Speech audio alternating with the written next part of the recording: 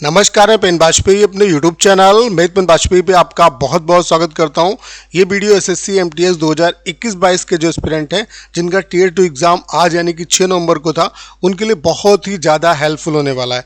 जैसा कि आपको पता है कि आपका एग्ज़ाम ओवर हो चुका है और एग्ज़ाम ओवर होने के साथ साथ आपके दिमाग में ढेर सारे डाउट आ रहे हैं, आपने ढेर सारी मिस्टेक की हैं, अलग अलग स्टूडेंट की अलग अलग प्रॉब्लम है। तो स्टूडेंट जानना चाहते हैं कि अगर वो ये मिस्टेक करके आए तो क्या मार्क्स कटेंगे कि या वो फेल हो जाएंगे। तो जितने भी आपके डाउट मेरे पास आ चुके हैं अभी तक, उसके बेसिस पे मैंने सोचा कि एक वीडियो कंप्लीट बना दिया जाए जिसमें आपके सारे डाउट को क्लियर कर दिया जाए। तो यहाँ पे मैं आपको बेसिकली ये बताने वाला हूँ। मैंने एक तरफ ये लिख दिया है कि किन मिस्टेक करने पर आपको 0 मार्क्स मिलेंगे, यानी कि आपकी जो कॉपी है वो चेक नहीं होगी, आप यूएफएम के थ्रू आएंगे। उसके अलावा किन मिस्टेक करने पर केवल आपके मार्क्स डिडक्ट होंगे, आपके रिजल्ट पे कोई फ़र्क नहीं पड़ेगा। तो आप सभी के क्वेश्चन के आंसर यहाँ पे मिलने वाले हैं और जितने भी डाउट आपके दिमाग में आ रहे हैं वो सारे डाउट मैंने यहाँ पे कंसीडर कर लिए हैं। तो इस वीडियो को देखने के बाद डेफिनेटली आपको फ़ायदा होगा। तो बस आप सभी से रिक्वेस्ट है कि इस वीडियो को पूरा देखिए।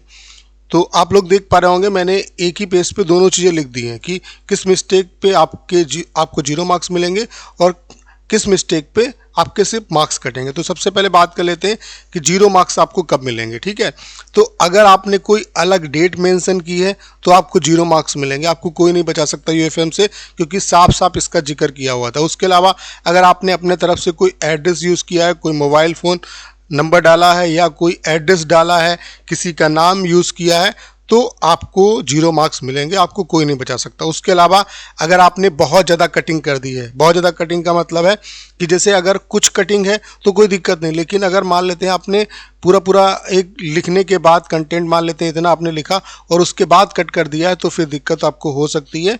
आप यूएफएम के थ्रू आप आ सकते हैं। ठीक है, उसके अलावा फर्स्ट पेज पे अगर आपने कोई भी मिस्टेक की है, चाहे वो रोल नंबर से रिलेटेड हो, चाहे वो लेफ्ट हैंड थंब इम्प्रेशन से रिलेटेड हो, चाहे आपके सिग्नेचर से रिलेटेड हो, अगर इसमें कोई आपने मिस्टेक की है तो आपको 0 मार्क्स मिलेंगे। अगर आपने वाइट केमिकल यानी कि सफ़ेदा का अगर यूज़ किया है तो आपको 0 मार्क्स मिल सकते हैं। उसके अलावा अगर आपने कोई पर्सनल इंफॉर्मेशन लेटर में यूज़ की है जो कि वहाँ पर नहीं दी है, तो या आपने अपने तरफ से एज्यूम कर लिया है, तो आपको 0 मार्क्स मिलेंगे। उसके अलावा नॉट राइटिंग क्वेश्चन नंबर, किसी स्टूडेंट ने, मैंने ये भी देखा है, मतलब एक स्टूडेंट का ये क्वेश्चन था कि सर मैंने यहाँ पे जो मतलब उत्तर लिखा तो वहाँ पे ये लिख दिया, प्रश्न लिखा और ए लिख दिया। ठीक है, ये नहीं लिखा कि लेटर लिख रहे हैं या ऐसे लिख रहे हैं। तो यहाँ पर भी आपको भाई दिक्कत हो सकती है। ये एग्जामिनर के मूड पे डिपेंड करता है, वो आपको फेल भी कर सकता है, पास भी कर सकता है। ठीक है, लेकिन बहुत कम चांसेस हैं, क्योंकि यहाँ पे आपको ये मेंशन करना होगा कि आप लेटर लिख रहे हो या ऐसे लिख रहे हो। उसके अलावा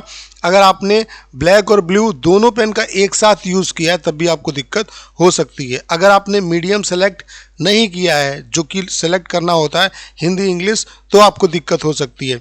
अगर आपने यहाँ पे कंप्लीट अगर क्रॉस कर दिया है आपने इस तरीके से और फिर उसके बाद लिखना स्टार्ट किया है, जो कि मैंने पहले आपको बताया कि अगर ज़्यादा कटिंग की है तो भी आपको दिक्कत हो सकती है। ठीक है, तो अगर आपने ये सिली मिस्टेक की है तो आपके पास होने के चांसेस ना के बराबर है। ठीक है, अब बात कर लेते हैं कि कौन कौन सी मिस्टेक करने पर आप पास हो जाएंगे। कोई दिक्कत नहीं है। देखिए, पास होने के लिए यहाँ पे आपको 17.5 मार्क्स चाहिए। ठीक है, तो आराम से आप पास हो जाएंगे यहाँ पे। तो केवल सिर्फ आपके मार्क्स कटेंगे किस गलती पे, वो मैंने यहाँ पे आपको बता रखा है। देखिए, अगर आपने फॉर्मेटिंग में कोई गड़बड़ी आपसे हो गई है तो कोई दिक्कत नहीं है, आपके मार्क्स डिडक्ट होंगे, बाकी कोई दिक्कत वाली बात नहीं है। फॉर्मेटिंग का मतलब है जैसे कि मान लेते हैं राइटर का एड्रेस है, मान लेते हैं रिसीवर का एड्रेस है, वो लिखना भूल गए, या राइटर का एड्रेस है वहाँ पे आपने गैप उनके बीच में नहीं दिया, तो ये फॉर्मेटिंग में अगर गड़बड़ी की है तो कोई दिक्कत नहीं है। सब्जेक्ट मान लेते हैं रिसीवर का एड्रेस लिखने, जो रिसीवर का एड्रेस है वो बाद में लिखा, सब्जेक्ट पहले लिख दिया, तो अगर फॉर्मेटिंग में गड़बड़ी की है तो आपके मार्क्स सिर्फ कटेंगे, बाकी आप फेल नहीं होंगे। ठीक है, अगर आपने गैप नहीं दिया, जैसे कि हर एक एड्रेस देने के बाद, चाहे राइटर का एड्रेस हो, रिसीवर का एड्रेस हो, आपको डेट हो, उस पर आपको एक एक लाइन का गैप देना होता है। अगर आपने गैप नहीं दिया है तो आपके मार्क्स डिटेक्ट होंगे, बाकी आप फेल नहीं होंगे। ठीक है, एनी एड्रेस नॉट राइट, अगर आपने मान लेते हैं कि रिसीवर का एड्रेस लिखना भूल गए, ठीक है, या राइटर का एड्रेस लिखना भूल गए,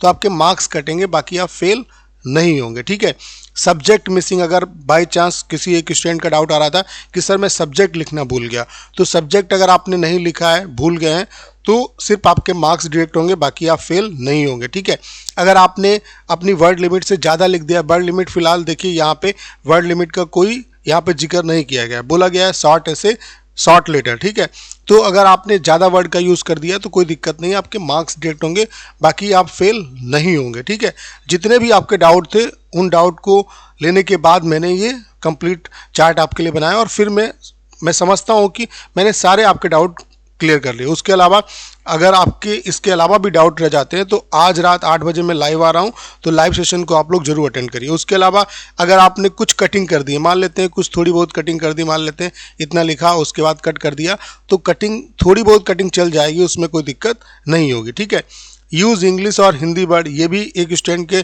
क्वेश्चन था कि सर मैंने हिंदी में ऑप्ट किया लेकिन कुछ वर्ड मैंने इंग्लिश का यूज़ कर दिया, तो कोई दिक्कत वाली बात नहीं, ये इतना मायने नहीं रखता। या इंग्लिश में आप लिख रहे हैं, कुछ आपने इंग्लिश में लिख दिया, ठीक है, तो इसमें दिक्कत आपको नहीं होगी। ठीक है, use any subject in body, use any subject in body, यानी कि ये कहने का मतलब ये है कि अगर जैसे एक स्टूडेंट का ये भी डाउट आ रहा था कि सर मैंने सब जो बॉडी था, बॉडी में ये लिख दिया कि मैं कोरोना की वजह से आपको पत्र नहीं लिख पाया, कोई आपने वहाँ पे देखिए बॉडी में अगर आपने कोई भी सब्जेक्ट मेंशन किया है, कोई भी स्टोरी बनाई है, उससे आपको कोई दिक्कत नहीं होगी। ठीक है, बस ये है कि आपका जो मतलब क्राइटेरिया है और जो वहाँ पे आप एग्जामिनर आपसे लिखवाना चाहता है वो आपने लिखा है, तो कोई दिक्कत नहीं, आप बहाना किसी भी चीज़ का लगा सकते हो। ठीक है, लेकिन ऐसा भी मत लगाइए कि जो वहाँ पे दिया ना हो। ठीक है, अगर नॉर्मली चीज़ें लिखी हैं तो कोई दिक्कत नहीं है, अलग से सब्जेक्ट आपने घुसेड़ दिया, मान लेते हैं कोरोना लिख दिया है या कुछ लिख दिया है जो वहाँ पे नहीं दिया है,